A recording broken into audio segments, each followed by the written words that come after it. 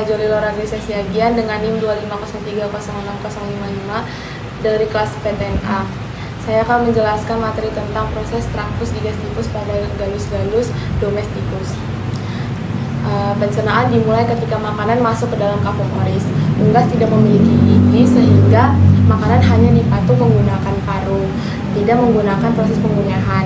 Nah, seperti mamalia, di dalam rongga mulut terdapat kelenjar saliva yang menghasilkan air liur sehingga dapat melunakkan dan membasahi makanan sehingga dapat bergerak menuju saluran pencernaan berikutnya, yaitu esofagus, yaitu transport material ke dalam lambung.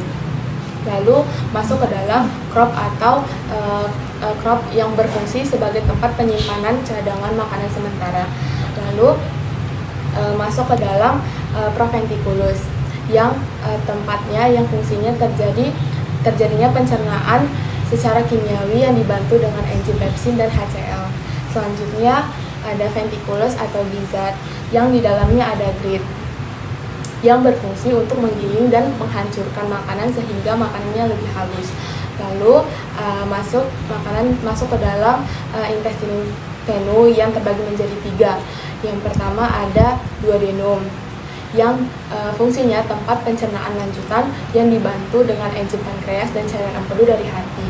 Lalu ada jejunum, pada bagian ini terjadinya proses pencernaan lanjutan dan penyerapan nutrisi. Lalu ada ileum, yaitu tempat pencernaan dan tempat penyerapan air dan mineral dan sisa zat makanan.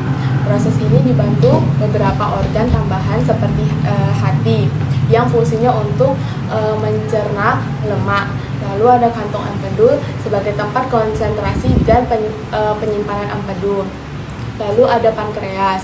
Pankreas itu fungsinya untuk menghasilkan berbagai enzim pencernaan seperti enzim pemecah karbohidrat, protein, dan lemak sehingga nutrisi dapat diserap oleh dinding usus dan masuk ke dalam aliran darah. Lalu masuk ke dalam lalu sisa makanan yang tidak tercerna kemudian masuk ke dalam seka. Nah, seka merupakan proses fermentasi sisa makanan oleh mikroorganisme serta menyerap air. Setelah dari sekum, pencernaan masuk ke kolon yang berfungsi menyerap air lebih lanjut dan mulai membentuknya feses.